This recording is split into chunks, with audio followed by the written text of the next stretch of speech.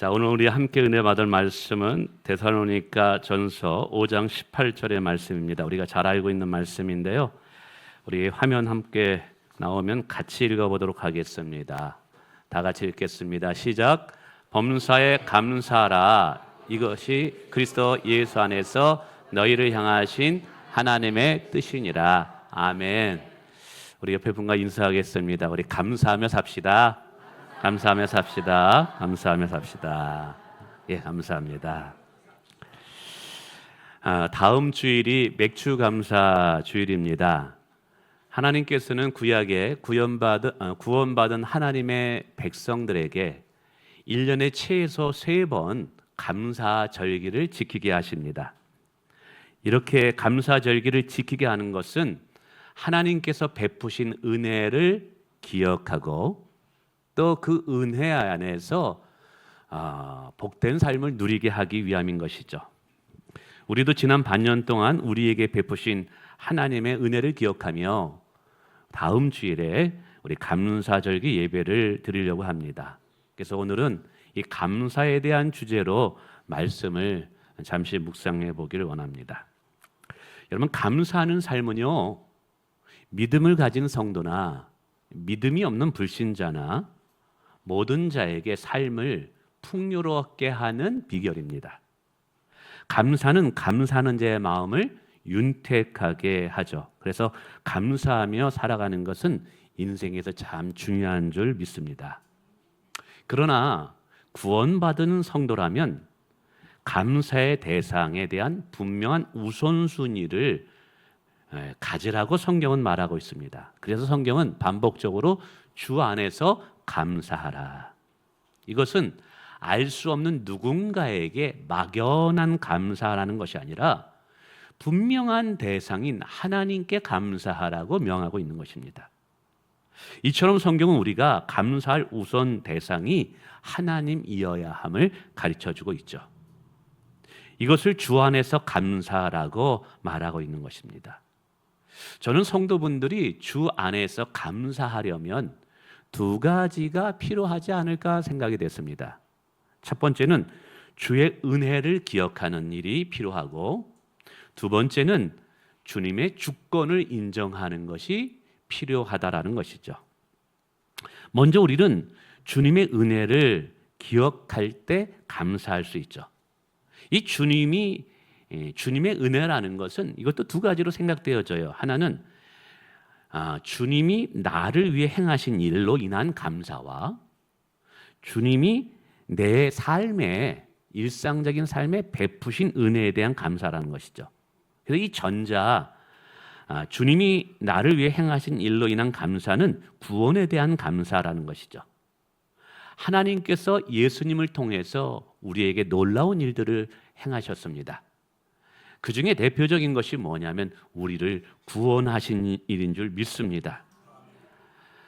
죄로 인해서 영원한 심판과 죽을 수밖에 없는 우리를 하나님의 아들인 예수님께서 이 땅에 오셔서 우리의 죄를 짊어지고 십자가에 죽으심으로 이 저주받을 수밖에 없는 우리를 하나님의 자녀로 삼아주신 것. 여러분, 이거 굉장한 큰 축복입니다. 여러분, 우리가 하나님을 알지 못했다면 우리는 여전히 이 땅만 바라보며 살아가야 할 인생들인 거예요. 그저 욕심에 이끌려 살고 이 세상의 쾌락과 즐거움이 전부 다인 줄 알고 그저 세상의 성공만을 쫓는 그런 인생.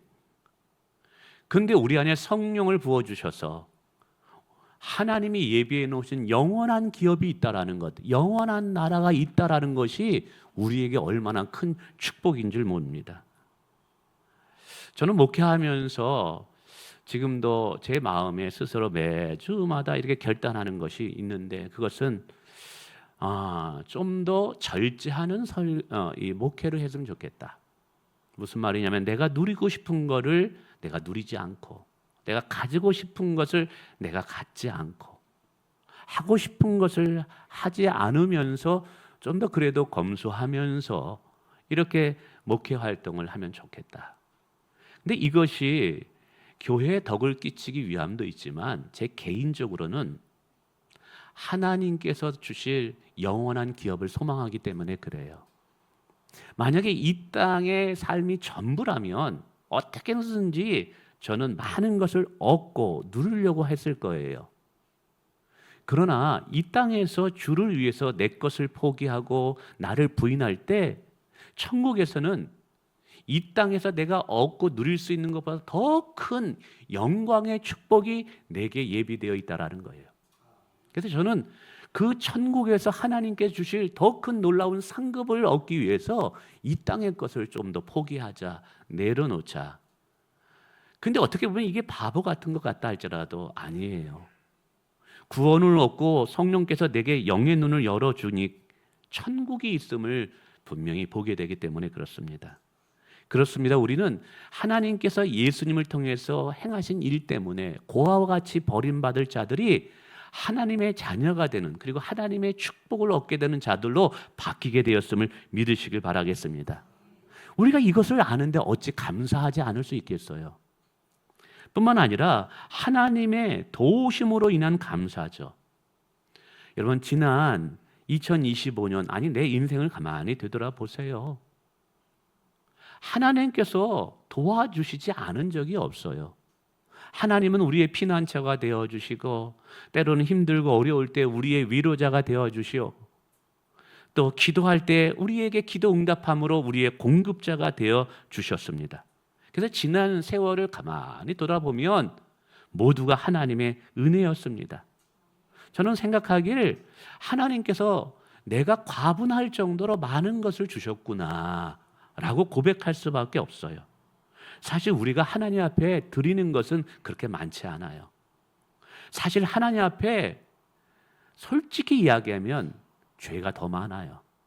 은밀하게 아무도 알지 못하는 곳에서 내 생각 속에 얼마나 죄악된 생각이 많은지, 근데 예수의 보혈로 그 죄를 덮어주시고 우리를 선한 목자가 되어서 선한 길로 인도하 여기까지 왔다라는 것이죠. 이것을 생각하면 정말 감사하지 않을 수 없다라는 사실이죠. 그렇습니다. 지난 반년 동안도 우리의 삶에 여러 일들도 있었지만 그래도 좋은 것들로 하나님이 채워주셨습니다. 기대하지 않았는데 그 기대 이상의 것들로 채워주셨어요. 저는 하나님의 은혜 받을 자격이 안 되는 자예요. 그런데도 하나님께서 기대 이상의 은혜로 저를 충족하게 만족시켜 주셨다는 거죠. 이것을 정말 깨닫고 나니 감사하지 않을 수 없더라고요. 뿐만 아니라 주 안에서 감사하려면 하나님에 대한 주권의 인정이 필요한 것 같아요. 살다 보면 좋은 일도 있지만 예기치 않게 힘든 일도 일어납니다. 인간적으로 보면 감사할 수 없는 상황에 부딪히기도 합니다. 근데 그런 와중에서도 내가 감사하라면 나의 인생을 하나님이 이끄신다라는 하나님의 주권에 대한 분명한 믿음이 있어야 된다는 사실이죠. 가령 여러분, 감사를 하지 못하게 하는 가장 중요한 요소 중에 하나가 있는데 그게 뭔지 아세요? 욕심이에요. 욕심. 사실은 욕심이 클 때 절대 감사하지 못해요. 욕심은 나로 하여금 누군가와 비교하게 하고 나의 삶의 과거의 선택을 후회하게 하고, 그래서 이미 내게 주어진 것에 대한 감사를 하지 못하게 만들어요. 욕심은 이미 하나님께서 내게 주신 것들이 얼마나 귀한지 그 가치를 보지 못하게 해요. 그래서 적지 않은 사람들이 내가 왜 그때 그런 결정을 했지? 그때 조금 더 좋은 결정을 했다면 지금 더 나았을 텐데, 혹은 우리 가정의 자녀들과 우리 남편들을, 아니면 내 형편을 다른 사람과 비교하면서 그때 내가 왜 그랬을까라는 후회와 안타까움들이 많을 때가 있다라는 것이죠. 그런데 그런 비교와 후회와 그로 인한 어떻게 보면 원망이기도 하고 불평하는 것, 그 속에 가만히 들여다보세요. 뭐가 있는가? 욕심이 있는 거예요. 사실은 욕심이 있기 때문에 현재의 하나님의 베푸신 은혜들을 못 보는 거예요. 여러분, 아셔야 될 것이 있어요. 하나님은 나보다 나를 더 잘 아시는 분이십니다. 그래서 그분께서 나를 인도하시고 이끄셨다면 거기에는 합당한 하나님의 계획이 있는 거예요. 그리고 하나님의 주권이 거기에 있는 거예요. 그래서 하나님의 주권에 대한 인정은 남과 비교하는 것을 차단하고 과거에 잘못된 혹은 내가 생각하기에 잘못됐다고 하죠. 그 좀 더 나은 선택을 하지 못한 것에 대한 후회를 차단시킨다라는 사실이에요. 사랑하는 성도 여러분, 지금 여기에 나를 인도하신 분이 하나님이에요. 여러분, 이것을 진짜 인정하게 되면 내게 주어진 것도 하나님이 허락하셨다라는 것을 깨닫게 돼요. 나보다 나를 더 잘 아시고 나보다 나를 더 사랑하시는 하나님이라면 그분께서 지금 나의 이것을 주셨다면 거기에는 합당한 이유가 있다라는 것이죠. 여러분, 이것을 깨닫게 될 때 욕심은 떠나가게 돼요. 그리고 욕심이 떠나간 자리에 감사가 꼽히는 줄 믿습니다. 할렐루야. 사랑하는 성도 여러분, 이미 내게 주어진 것에 충분히 감사할 수 있습니다.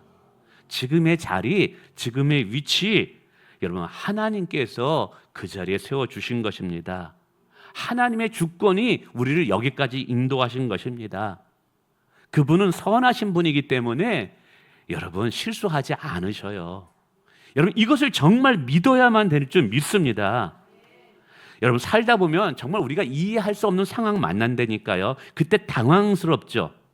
그때 어떤 사람은 하나님 왜 나를 사랑하지 않는가? 왜 저 사람은 기도를 응답하는데 왜 내 기도는 응답하지 않는가? 하나님 실수한 것 아닌가요? 하나님 침묵하지 않은 건가요? 아니에요.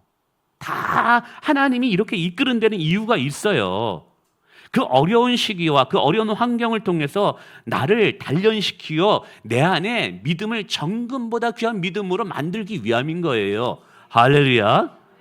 그러므로 여러분 불평하지 마세요. 비교하면서 탓하지 마세요. 감사하시길 바랍니다. 나를 향한 하나님의 절대적인 주권의 신실하심을 믿으시길 바랍니다.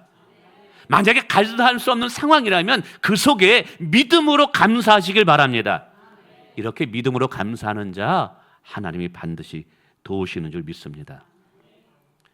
저는 이제 또 감사하는 삶이 얼마나 귀하고 우리 성도분들이 매일같이 감사하게 하기 위해서 두 가지의 것을 설명하려고 합니다. 하나는 감사를 잃어버리면 얼마나 큰 영적인 손해를 보는지를 설명함으로 감사하면서 살아야 되겠구나라는 결단을 여러분에게 하고 싶게 만들고 싶고요. 또 하나는 정말 감사하며 살 때 하나님께서 어떤 영적인 축복을 주시는가를 깨닫게 함으로 그래 매일같이 감사하며 살아야 되겠다라는 설명을 좀 드리고 싶습니다.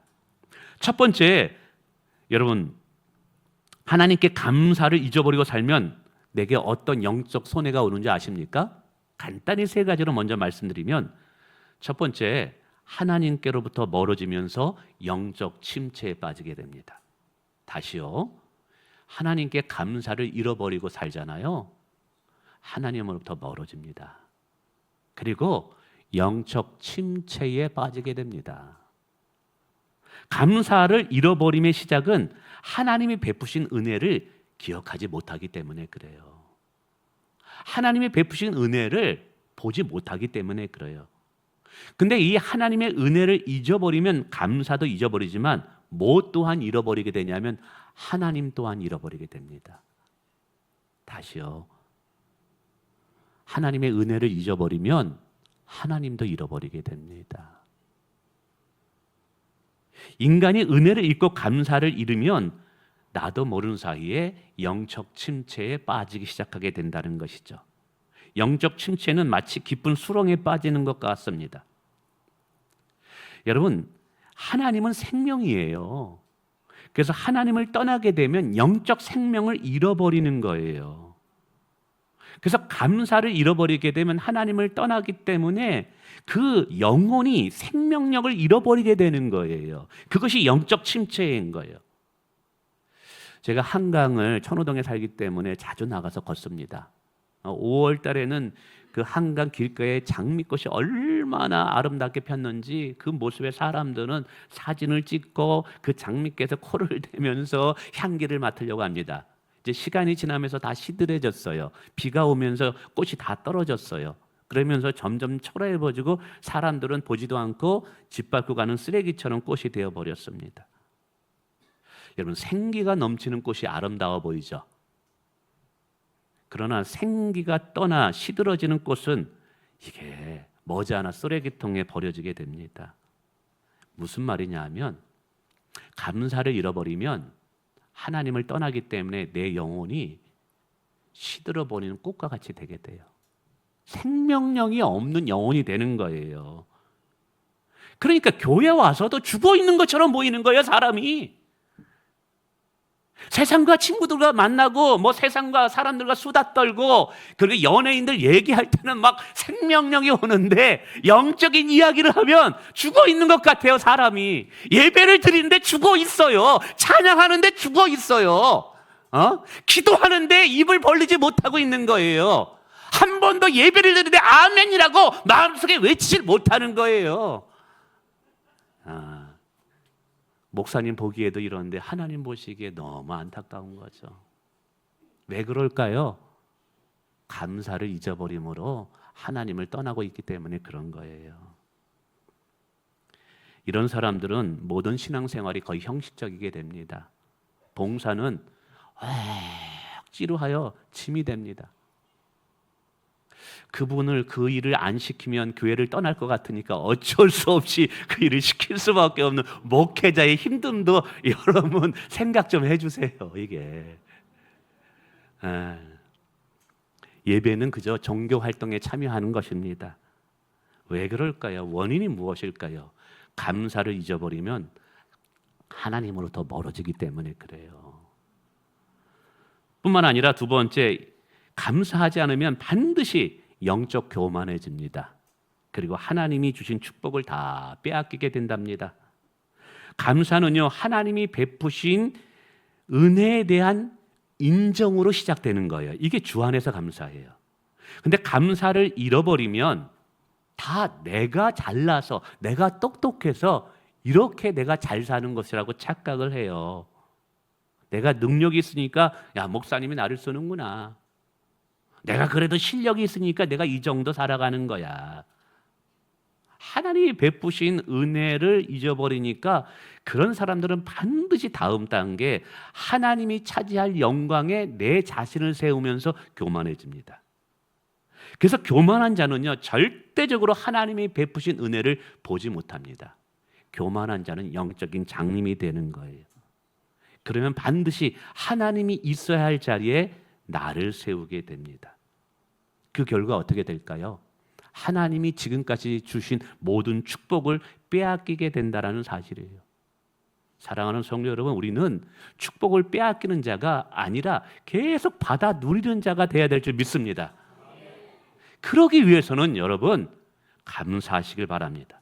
베푸신 은혜를 기억하고 앞으로도 더 큰 은혜들을 우리 가운데 부어지기 위해서 여러분 주 안에서 하나님께 분명히 감사할 길을 축원을 드리겠습니다. 뿐만 아니라 감사하지 않으면요, 그리스도인의 선한 영향력을 잃어버려 소금과 같이 사람들의 밟히는 인생이 되게 됩니다. 감사는 내 안의 기쁨의 표현이에요. 그리고 그러한 감사는요, 주변 사람들을 기분 좋게 만듭니다. 심지어 하나님의 주권을 믿어서 감사할 수 없는 상황인데 그런 상황에서도 감사하면 그것이 영적 영향력이 됩니다. 감사는 긍정적인 에너지를 발휘합니다. 그래서 선한 영향력을 끼치게 되는 것이죠. 그런데 감사하지 않으면 반드시 뭐가 나오냐면 원망과 불평이 나옵니다. 가만히 보세요. 감사를 잊어버리면 원망과 불평도 안 할 것 같죠? 아니에요. 우리가 입술이 있기 때문에 뭔가 말합니다. 그래서 감사하지 않으면 원망과 불평은 반드시 할 수밖에 없습니다. 여러분, 원망과 불평하는 사람 옆에 있으면 어떻게 해요? 진이 빠집니다. 에너지가 다 빼앗깁니다. 교회 안에서도 우리 또 중직자분들 중에도 영적으로 충만하지 못할 때 나도 모르는 사이에 그것이 나타날 수가 있어요. 그게 뭐냐면 현실을 직시해서 현실만 말하는 거예요. 이거 어떻게 가능하겠어? 야, 이거 얼마나 힘든데. 왜 목사님은 괜히 좋은 교회 있는데 건축한다고 해가지고 말이야, 건축해가지고 옮겨가지고 이렇게 힘들게 해. 야, 건축 이거 비가 오면 장마 오면 쉽지 않아. 야, 이게 건축비가 높았는데 이거 어떻게 감당하려고 그래. 정확한 상황 파악은 그건 시작할 수 있죠. 근데 대안이 없고 믿음이 없으면 그 정확한 상황 파악이 뭐로 표현되냐면 원망과 불평으로 표현합니다. 여러분, 그런 분들이 있으면 잘 들으세요. 그런 분들 다 없겠지만 있으면 앞에서는 말 안 합니다. 근데 속으로는 왜 권사님이 저래? 왜 장로님이 왜 저래? 이렇게 얘기합니다. 만약에 제가 수정 집사님, 건축하는데 너무 힘들고 죽겠어. 이거 어떻게 해야지? 수정 집사님, 너무너무 힘들어. 유 장로님, 이거 어떻게 하지? 매일같이 이렇게 다닌다면 어떻게 하시겠어요, 여러분? 뒤에서 목사님 흉보입니다. 이게. 사랑하는 성도 여러분, 세상 사람들이 우리가 믿음 없으면 우리를 비웃어요. 믿는 사람이 왜 저래? 아니, 중직자가 왜 저래? 여러분, 감사할 수 없는 상황에서 감사하는 것은 믿음인 줄 믿으시길 바랍니다. 야, 우리 장로님 보니까 될 것 같아. 야, 권사님 보니까 힘이 나. 누구에게요? 할 수 없는 상황에서도 하나님의 능력을 바라보고 아멘, 감사하는 자인 줄 믿으시길 바랍니다. 꼭 기억하십시오. 우리가 감사를 잃어버리면요, 하나님으로부터 멀어져 영혼이 시드는 영적 침체에 빠진다. 감사를 잃어버리면 영적 교만이 들어와 하나님이 주신 축복을 다 빼앗긴다. 감사하지 않으면 그리스도의 선한 영향력을 잃어버리고 버려진 소금과 같이 비웃음과 조롱당한다. 기억하시길 바랍니다. 자, 그러면 감사할 때 하나님으로부터 오는 영적인 축복이 무엇일까요? 첫째는 성령 충만하여 큰 기쁨과 평안을 얻게 되는 줄 믿습니다. 감사는 하나님의 은혜의 주권에 대한 인정함으로 시작되는 거예요. 하나님은 범사에 하나님을 인정하래요. 그러면 내 마음의 소원을 이루신대요. 우리가 하나님을 인정하게 될 때 내 안에 성령님께서 굉장히 기뻐하시는 줄 믿습니다. 우리 안에 있는 성령님을 탄식하게 만들면 안 되는 거예요. 우리 안에 있는 성령님이 우리 안에서 춤추게 만들어야 되는 거예요. 하나님을 춤추게 하고 성령 하나님을 기쁘게 하는 것이 뭐냐면 하나님의 주권을 인정하면 모든 상황 속에서 감사하는 것인 줄 믿습니다. 그러면 내 안에 성령님이 기뻐함으로 성령 충만함을 경험하게 된다는 것이죠. 그럴 때는요, 세상이 줄 수 없는 평안과 기쁨, 그것이 감사하는 자들에게 부어진다는 사실이에요. 두 번째는 막힌 것을 열어주고 비워준 것을 채워주심의 은혜를 경험합니다. 여러분, 욥은 고난 중에서도 감사했어요. 모든 것을 잃어버리고 주신 자도 여호와, 취하신 자도 여호와, 여호와께 영광과 감사를 돌렸어요. 그랬더니 갑절의 복을 주셨다라는 거예요. 다윗도 사울왕에 쫓기는 상황 속에서 도저히 감사할 수 없는 상황 속에서 감사의 찬양시를 짓고 본인뿐만 아니라 자기의 백성들이 다 하나님을 찬송하게 만들었어요. 그랬더니 그의 이름을 존귀하게 만들어 주셨다는 거예요.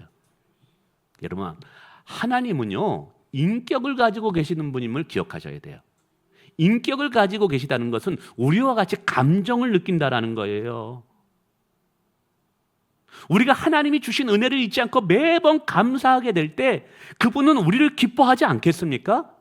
그렇게 기뻐하는 자에게 더 큰 은혜와 복을 주시지 않겠습니까? 그래서 감사는 하나님을 영화롭게 하는 일이라는 거예요. 감사하는 자에게 하나님은 더 큰 감사의 것들을 부어주신다는 거예요. 할렐루야. 그래서 감사하는 자에게는 막힌 것을 열어주시는 축복과 비워진 것을 채워주시는 축복을 반드시 준다는 거예요. 믿으시길 바랍니다. 제 아내가 저한테 경고를 준 게 있어요. 설교 시간에 우리 가정 얘기하지 마라. 근데 아까 이제 일부 예배 때 딱 하려고 하는데 딱 들어오더라고요. 그래서 눈이 맞추고 나서 제가 심쿵했습니다.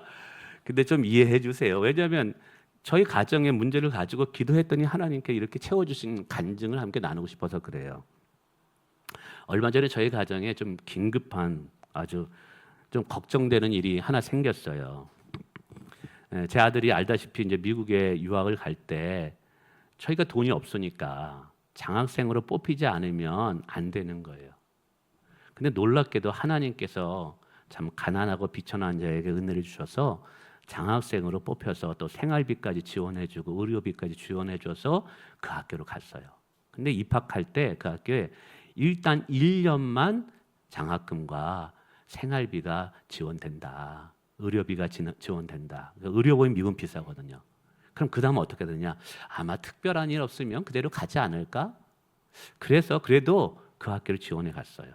근데 이게 웬일입니까? 미국 대통령이 바뀐 거예요.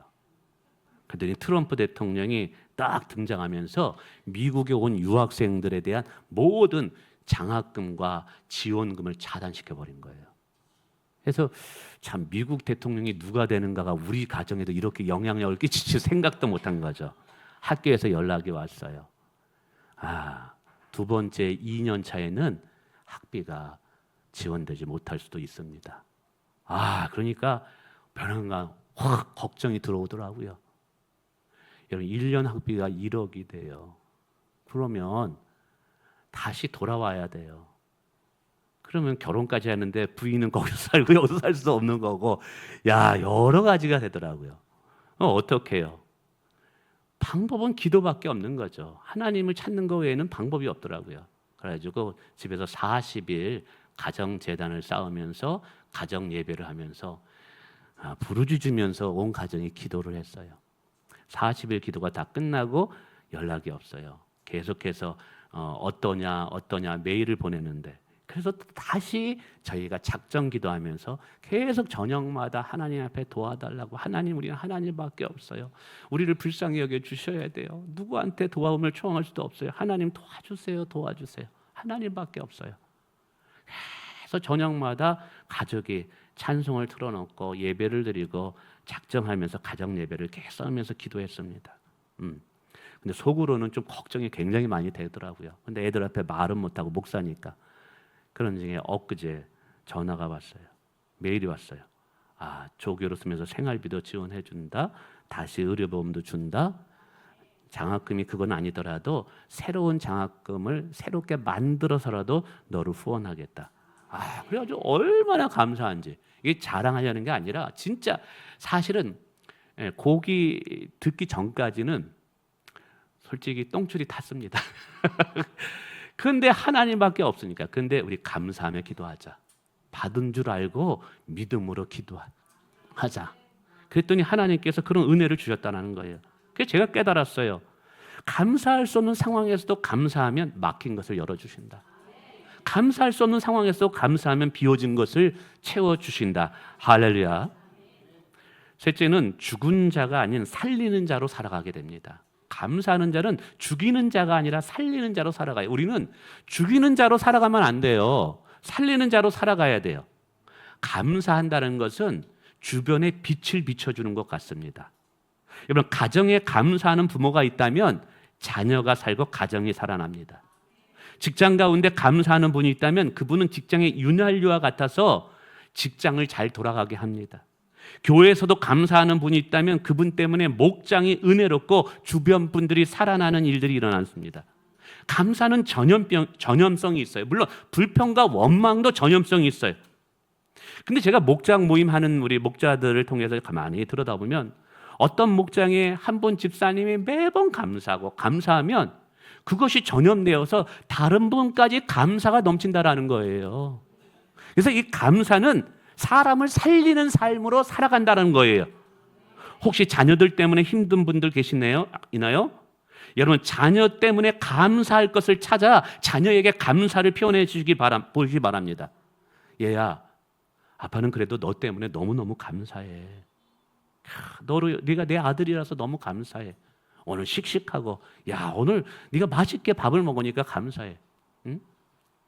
여러분, 잔소리로 안 바뀌어요. 사실 이게 윤리적인 가르침으로 안 변해요. 저희도 저희 가정에 우리 원종사한테 참 너희들이 잘 자라나줘서 아빠는 너희에게 너무너무 감사하다. 너희들이 이렇게 신앙생활 또 하나님을 찾는 인생을 사니까 아빠는 너무너무 그것만큼 바라는 것이 없다. 너희 눈에서 아빠가 너무 감사하고 너무 기뻐한다. 그러면 애들이 얼굴에 미소가 확 씁니다. 씩 웃습니다. 우리 원종이는 희죽 웃습니다. 어떤 때는 그렇죠. 야, 원종이 네가 우리 가정의 기둥이다. 야, 오늘 직장에 가서 돈 많이 벌어와라. 얘기합니다. 그러면 아멘 하고 갑니다. 그리고 퇴근하면 어떻게 열심히 일했어? 예, 아멘 이렇게 얘기합니다. 자녀들을 변화시키기를 원한다면 자녀들로 인해서 감사하세요. 남편이 바뀌지 않는다고 해서 이 왼수 같은 남편이라고 생각하는 분들 계십니까? 가까이 가면 보면 볼수록 인간은 죄인이기 때문에 단점이 많이 보여요. 가까이 보면 볼수록 좀 잔소리할 것이 많아요. 그러나 여러분, 우리는 믿음의 사람입니다. 하나님께서 그 사람을 내게 남편으로 맺게 해주셨다면 이유가 다 있습니다. 그래서 그 남편을 통해서 감사할 것을 찾아보세요.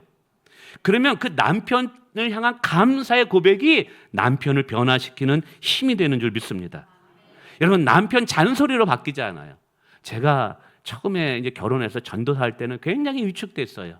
전도사 사역을 제대로 잘 못해가지고 주눅이 들었었어요. 근데 참 제 아내가 막 저에게 용기 있는 힘을 얼마나 많이, 당신 잘하고 있어. 당신 잘하고 있어. 그것 때문에 제가 얼마나 자존감이 세워지고 힘을 얻었는지 모릅니다.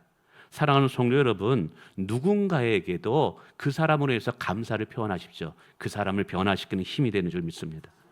그래서 이것을 통해서 우리는 뭘 하냐면 하나님의 이름을 높이고 하나님의 영광을 선포하는 자가 되는 거예요. 여러분, 로마서 12장 1, 2절에 보면 우리가 하나님께 우리의 삶을 드리는 것이 영적 예배래요. 감사하는 것이 또 다른 예배가 되는 거예요. 감사는 하나님을 찬양하고 하나님의 주권을 인정하고 하나님을 향한 기도가 되는 거예요. 여러분, 감사는 삶이야말로 또 다른 하나님을 영화롭게 하는 예배임을 믿으시길 바라겠습니다. 그러므로 사랑하는 성도 여러분, 부탁드립니다. 하루를 시작할 때라도 딱 일어나자마자 감사로 시작하십시오. 저녁에 잘 때 핸드폰 보다가 TV 보다 그냥 자지 마시고 하루에 한 가지라도 좋으니까, 몇 가지요? 한 가지로 좋으니까 저녁에 잘 때 그 감사 것을 찾아서 여러분 감사를 하나님께 드리시길 바랍니다. 또 가능하면 감사 노트 적어보고요. 저는 핸드폰에다가 매일은 안 했지만 일주일에 몇 번 일기를 씁니다. 근데 일기의 대부분이 뭐냐면 감사의 일기예요. 오늘 하나님이 예배를 잘 인도하게 해주셔서 감사합니다. 주일 사역을 은혜 가운데 마치게 해주셔서 감사합니다. 어느 분이 또 맛있는 음식을 주셨네요. 감사합니다. 여러분, 모든 것 가운데 조금이라도 감사의 흔적을 남겨보세요. 그러면 그 흔적이 여러분의 인생의 축복의 흔적이 될 줄 믿습니다.